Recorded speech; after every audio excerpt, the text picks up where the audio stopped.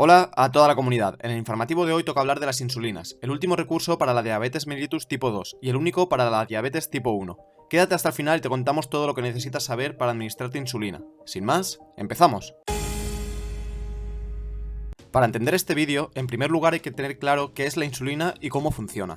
Así, la insulina es una proteína liberada a la sangre por las células beta del páncreas, cuya función es mantener unos niveles de azúcar en sangre para que todas las células del organismo puedan alimentarse. Esta función se coordina junto al glucagón. Los niveles en los que se mantiene la glucosa en sangre son de 60 a 100 mg por decilitro. Para ello, durante los periodos de ayuno hay una concentración de insulina muy baja pero existente. En cuanto hay una ingesta, la glucosa en sangre aumenta. Esta glucosa es necesaria para la nutrición de las personas, pero un exceso es perjudicial para el organismo. Es por esto que se libera un pico de insulina. Esta hace que los tejidos tomen toda la glucosa posible de la sangre para sus funciones, o si es demasiada, para transformarla en reservas naturales de glucógeno y grasa. De esta forma, el aumento de azúcar en sangre desata la liberación de insulina en el páncreas. Sin embargo, más recientemente se descubrió el papel de las incretinas. Son pequeñas moléculas que se liberan cuando hay un estímulo de la presencia de alguna comida, como verla u olerla. Estas incretinas promueven un pequeño aumento de la insulina antes de que se absorba la glucosa, es decir, preparan al organismo para la liberación grande. Una de las estrategias terapéuticas de la diabetes tipo 2 es evitar la degradación de estas hormonas, o simular su acción. Pero volvamos a la insulina. Como hemos dicho, tenemos una insulina de fondo y unos picos durante las comidas.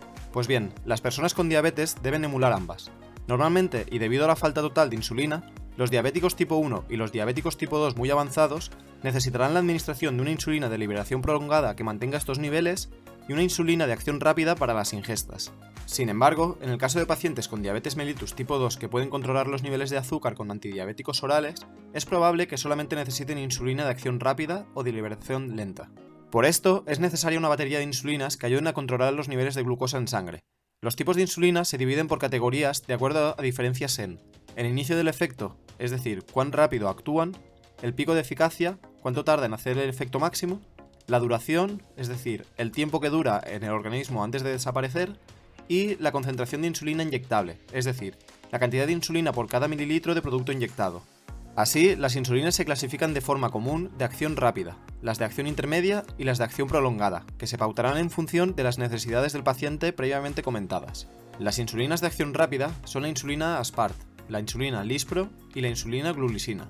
Tienen un inicio de acción de 5 a 15 minutos. Su mayor efecto se encuentra entre la hora y las 2 horas y su acción dura entre 4 y 6 horas. La duración de su efecto depende de la dosis, por lo que unas pocas unidades de insulina administrada puede durar 4 horas, mientras que 25 a 30 unidades de insulina pueden tener un efecto de 5 a 6 horas. Por regla general, se asume que su efecto dura unas 5 horas. Las marcas comerciales más conocidas de insulina Aspart son Novomix, Novorapid o Fiasp. En el caso de insulina Lispro existen Humalog, Humalog Quipen y finalmente la marca comercial más conocida de insulina Glulisina es Apidra. La siguiente insulina en la clasificación es la insulina de acción intermedia. Pero antes, si te está gustando el vídeo, suscríbete al canal y dale like para que llegue a mucha más gente. Y si tienes cualquier duda, déjala en los comentarios. Esta insulina se absorbe más lentamente y dura más. Normalmente se usa para el control de la glucosa durante la noche, en periodos de ayunas y entre comidas. En esta categoría se incluye la insulina humana NPH y la insulina premezclada, es decir, NPH con insulina humana normal o con alguna de acción corta. La insulina NPH o isofánica es una insulina humana modificada con protamina para que la liberación se enlentezca. Tiene un inicio de la acción de 1 a 2 horas. Su pico se encuentra entre las 4 y las 6 horas, y la duración de la acción es de aproximadamente 20 horas. Las dosis pequeñas tienen un pico antes y una duración menor, y las dosis altas tienen un pico más tardío y una duración mayor. Las marcas comerciales más conocidas son Humulina o Insulatard.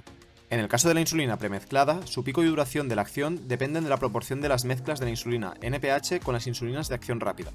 Las marcas más usadas son Novolog Mix 70-30, Humalog Mix 75-25 y Humalog Mix 50-50.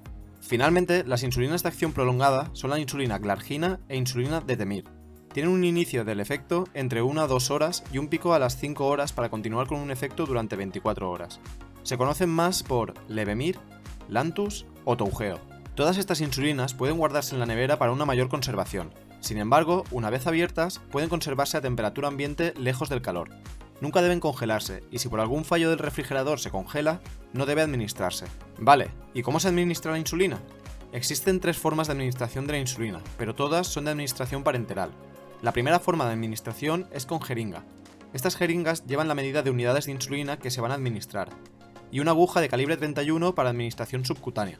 La segunda forma de administración es la pluma precargada, es decir, un dispositivo con un cartucho de insulina, una aguja desechable y un mecanismo de regulación de la insulina a inyectar. Son los dispositivos más utilizados hoy en día por su comodidad. Y finalmente están las bombas de infusión de insulina. Son dispositivos instalados en el tejido subcutáneo y que se programan para que se libere una cantidad de insulina de forma continua, de manera que se imita los niveles de insulina de una persona no diabética. Además, la persona puede programar una liberación mayor cuando tenga programada una comida. Se trata de la forma más fisiológica de mantener los niveles de insulina. Así, el médico debería recetarle una dosis de insulina basal o de fondo con 1 o 2 administraciones diarias de insulina de acción prolongada, o también puede usarse una bomba de infusión continua. Y esta insulina de fondo se complementa con insulina en bolos para cubrir el azúcar de la comida.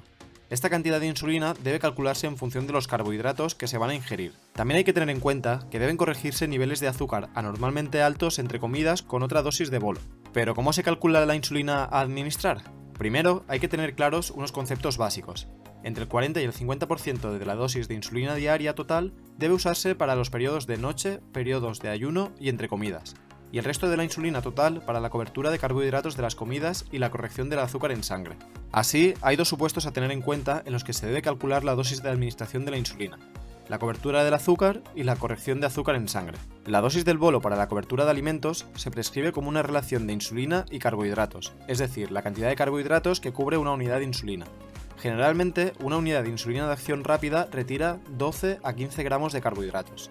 Por tanto, se administrará la cantidad de unidades de insulina que consigan cubrir el total de carbohidratos.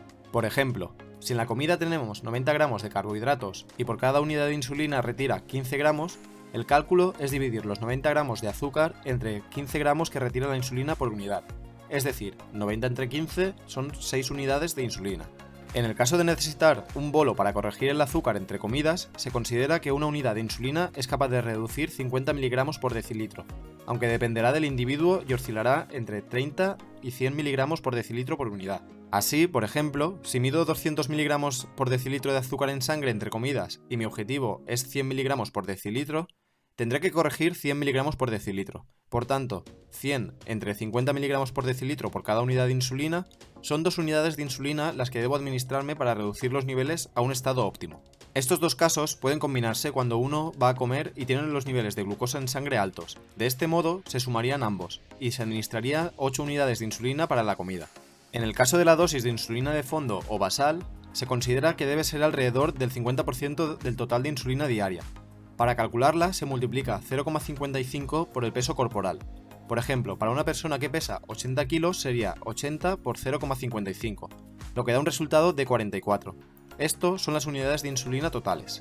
A esto le aplicamos el 50% y son 22 unidades de insulina necesarias para mantener la insulina basal, que se administrará con insulinas de liberación retardada o con bombas de insulina. Tenga en cuenta que el régimen de insulina es totalmente individual, ya que cada persona responde de una forma distinta a la insulina. Estos son cálculos de ejemplo y cada individuo debe ajustarse la pauta a su situación. Si has llegado hasta aquí es porque te interesa y te gusta. Suscríbete al canal para más contenido sobre tu salud y dale like para ayudarnos a que llegue a mucha más gente. Pero, ¿y qué pasa si me paso con la insulina? En este caso se produce una hipoglucemia, es decir, los niveles de glucosa en sangre disminuyen de manera crítica, lo que provoca desmayos y si es muy grave puede llevar al coma o la muerte. Por ello, siempre debe tener en su posesión un administrable de glucagón para contrarrestar la insulina. El más conocido es Glucagen Hypogit. En el caso de que se produzca una hipoglucemia leve, debe tomarse azúcar simple. Se recomienda llevar siempre encima 20 gramos de azúcar como un gel para deportistas. Sin embargo, no acaba ahí los efectos adversos que pueden provocar la administración de insulina.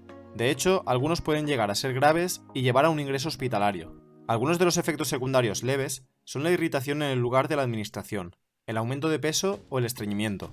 Los más graves y que son motivo de consulta al médico son sarpullidos por todo el cuerpo, dificultad para respirar, visión borrosa, ritmo cardíaco acelerado, debilidad o calambres. La insulina es el fármaco de elección en la diabetes tipo 2 para controlar los niveles de glucosa en sangre cuando toda terapia ha fallado. En cambio, es la única solución para la diabetes tipo 1. ¿Qué diferencia hay entre ambas para que en una se use desde el inicio y otra se espera al final? ¿Solo hay dos tipos de diabetes? Descubre al detalle todos los tipos de diabetes que existen en el siguiente vídeo. Un saludo y hasta la próxima.